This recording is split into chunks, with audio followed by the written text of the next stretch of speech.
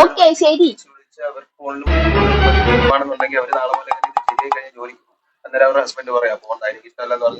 അവര് വീട്ടിലോട്ട് വന്ന് നിന്ന് പോകുന്ന അപ്പൊ അമ്മ വിളിച്ചപ്പോ പറഞ്ഞു.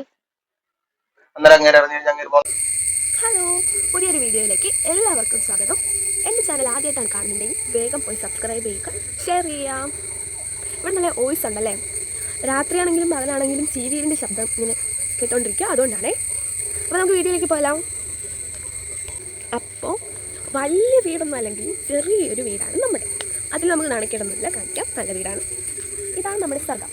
അപ്പോൾ ഇനി നിങ്ങൾ വിചാരിക്കും വീട്ടിൻ്റെ മണ്ടയിൽ എന്തോ തോട്ടയാണോ? തോട്ടയല്ല കേട്ടോ. സംഭവം നമ്മുടെ ടി വിക്ക് നല്ലൊരു പ്രശ്നമുണ്ട്. ചെറിയൊരു കാറ്റടിച്ചാലും മഴയായാലും കോൾ വന്നാൽ തന്നെ നമ്മുടെ ടി വിയുടെ ചാനലെല്ലാം പോകും.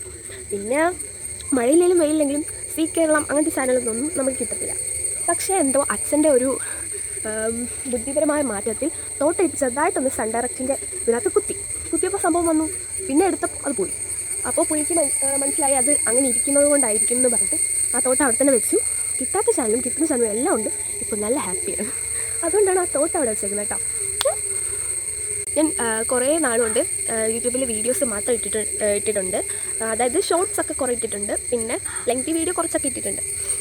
സംഭവം എന്ന് വെച്ചാൽ എന്നെക്കുറിച്ച് നിങ്ങൾക്ക് എന്നെ പേഴ്സണലി അറിയാവുന്നവർക്ക് എന്നെ നന്നായിട്ട് അറിയാമായിരിക്കും. പക്ഷേ എന്നെ പേഴ്സണലി അറിയാത്ത കുറച്ച് പേരുണ്ട്. അപ്പം എന്നെക്കുറിച്ച് പറയാൻ വേണ്ടിയിട്ടാണ് ഇന്നത്തെ വീഡിയോ.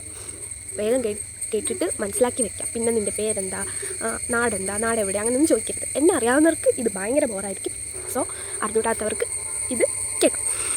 പിന്നെ എൻ്റെ ഹസ്ബൻഡിനെ കുറിച്ച് പറയുകയാണെങ്കിൽ പുള്ളി വർക്ക് ചെയ്യാണ്, ഡ്രൈവറായിട്ടാണ്. ഇതാണ് ഞങ്ങളുടെ വീട്, കൊല്ലത്തുള്ള ഞങ്ങളുടെ വീട്. കൊല്ലത്തെന്ന് പറഞ്ഞാൽ മതിയല്ലോ, ഇന്ന സ്ഥലത്തുള്ള എന്നങ്ങനെ പറയേണ്ട ആവശ്യമില്ലല്ലോ.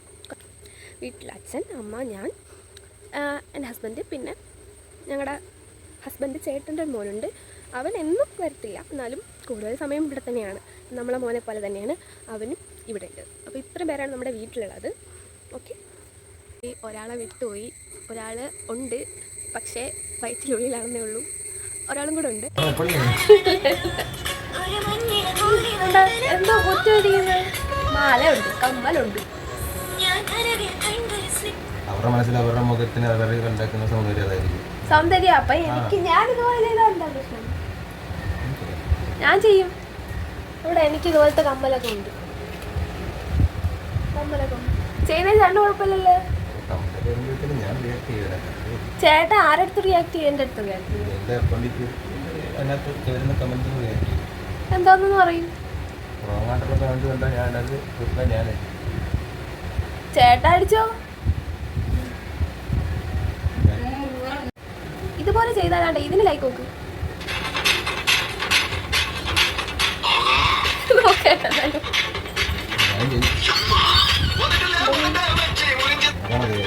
ഞാൻ ഇതുപോലെ ചെയ്യുന്നു. ഞാനൊക്കെ ചെയ്ത ലൈക്കൊക്കെ കിട്ടും ഇല്ലേ? നമ്മള് ഇതുപോലെ കോമാളിത്തരം ചെയ്ത് ലൈക്കൊക്കെ സെറ്റാക്കും. ഇത് പിന്നും കുഴപ്പമില്ല. അവർക്ക് ഇതാണ് ഭംഗി തോന്നുന്നത്. ഇതെന്തുവാടെ, ഇതെന്തോ ക്രിയേറ്റിവിറ്റിയാ? അവരുടെ മനസ്സിൽ അവർ സ്ക്രീനിൽ അങ്ങനെ ചെയ്ത് നോക്കിയപ്പോഴത്തേക്ക് അവർക്ക് അത് നല്ല ഭംഗിയായിട്ട് തന്നില്ല. വേറെ ഇതൊന്നും കണ്ട എത്ര ലൈക്കൊന്നുമില്ല. ഇപ്പം ഞാൻ ചെയ്തു ലൈക്കൊക്കെ ഫേമസ് ആവും. നല്ല പേരിട്ട് ഫേമസ് ആവുന്നതാണ്. എന്തോ ഇനി നമ്മൾ പഠിച്ച കാര്യം എന്തുവാ? ഇല്ലെങ്കിൽ ഇല്ലെന്ന് തന്നെ പറയും, ഉണ്ടെങ്കിലും ഇല്ലെന്ന് തന്നെ പറയും. അതാണ് എൻ്റെ ജീവിതത്തിൽ ഞാൻ പഠിച്ചത്. ഇനി എന്നും ഉണ്ടെങ്കിലും ഇല്ലെങ്കിലും ഇല്ലെന്ന് തന്നെ തന്നെ പറയും. മനസ്സിലായില്ലേ? അതുകൊണ്ട് അത്രയും ചൂട് കൂടി വരും. സൗന്ദര്യം അങ്ങ് പോയല്ലേ ഏട്ടാ? സൗന്ദര്യം അങ്ങ് പോയി അല്ലേ?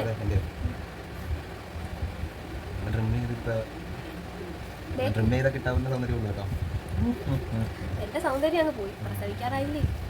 ഇപ്പൊ എന്തൊരു സൗന്ദര്യം.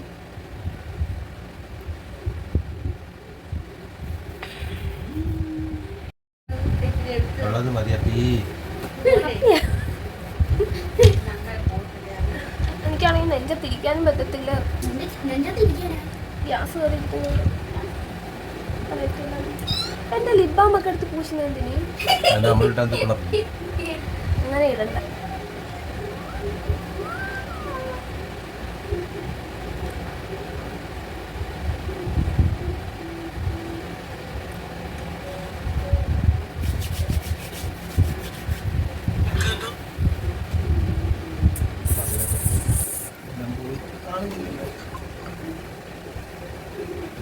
ഇനി മസിൽ വേണ്ട, അച്ഛനാകുമ്പോ മസിൽ വേണ്ട. അച്ഛനാകുമ്പോൾ എന്തെങ്കിലും മസിൽ വേണ്ടത്? നമ്മളെ അച്ഛനെ കണ്ടിട്ടില്ലേ, കൊട വേറും മസിലും ഇല്ല, കൊട വേറും, അതുപോലെ ആയിരിക്കും. നിന്റെ അച്ഛനെ നോക്കിയാണോ ഞാൻ പഠിക്കുന്നത്? ചേട്ടൻ്റെ അച്ഛനും അങ്ങനെ തന്നെയല്ലേ? ഞാൻ പുള്ളിയെ നോക്കിയാണോ? ഏത് അച്ഛന്മാരെ അങ്ങനെ ഇല്ലാത്തേ പറ.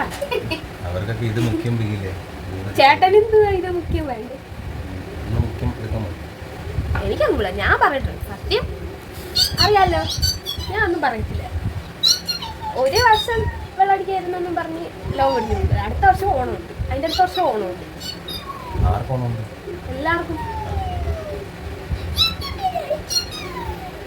നമുക്ക് അത്രയും നാൾ പോലും വെള്ളം അടിക്കാതിരിക്കാൻ പറ്റുന്നില്ലെങ്കിൽ നമ്മളെ തങ്കം ആലോചിച്ചോ. വെള്ളം അടിക്കാതിരിക്കാൻ പറ്റുന്നില്ല, നമ്മൾ വെള്ളം അടിച്ചിട്ടല്ല ഇത് അടിച്ചോണ്ടിരിക്കുന്നത്.